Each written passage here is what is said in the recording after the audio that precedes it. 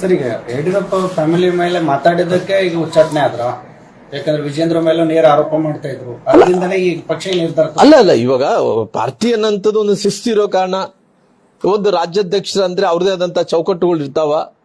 ಅದಾದಂತ ಟೈಮಲ್ಲಿ ಒಂದು ಪಾರ್ಟಿ ಶಿಸ್ತು ಏನಪ್ಪಾ ಅಂತ ಹೇಳಿದ್ರೆ ಎಲ್ಲರೂ ಕೂಡ ಪಾರ್ಟಿ ಒಗ್ಗಟ್ಟದಿಂದ ರಾಜ್ಯಾಧ್ಯಕ್ಷರ ನೇತೃತ್ವದಲ್ಲಿ, ರಾಷ್ಟ್ರಾಧ್ಯಕ್ಷರ ನೇತೃತ್ವದಲ್ಲಿ ಎಲ್ಲರೂ ಕೂಡ ಹೋಗ್ಬೇಕು ಅನ್ನೋಂತ ಒಂದು ಸಂಕಲ್ಪ, ಒಂದು ನಿಯಮಗಳು ಇರೋ ಕಾರಣ ಕೆಲವೊಂದು ಸಾರಿ ಬೇರೆ ಬೇರೆ ಕಾರಣಗಳಿಂದ ಏನು ಅವ್ರ ವಯಸ್ಸಲ್ಲಿ ಚಿಕ್ಕೋರಾಗಿರ್ಬೋದು ವಿಜೇಂದ್ರ ಅವರು ಎಲ್ಲೋ ಒಂದು ಕಡೆ ಅನುಭವದಿಂದ ಇನ್ನ ಬಹಳಷ್ಟು ಅನುಭವನ ಪಡ್ಕೋಬೇಕಾಗಿತ್ತು. ಎಲ್ಲೋ ಒಂದು ಕಡೆ ಅವ್ರ ತಂದೆಯವ್ರ ಜೊತೆಲಿ ಕೂಡ ಸೀನಿಯರ್ ಮೋಸ್ಟ್ ಆಗಿ ಕೆಲಸ ಮಾಡಿದಂತವ್ರು. ಅವೆಲ್ಲ ಇದ್ದಂತ ಟೈಮಲ್ಲಿ ಒಂದು ಕುಟುಂಬದಲ್ಲಿ ಕೂಡ ಕೆಲವೊಂದ್ ಸಾರಿ ಸಣ್ಣ ಪುಟ್ಟ ವ್ಯತ್ಯಾಸಗಳು ಇದ್ದೇ ಇರ್ತಾವ.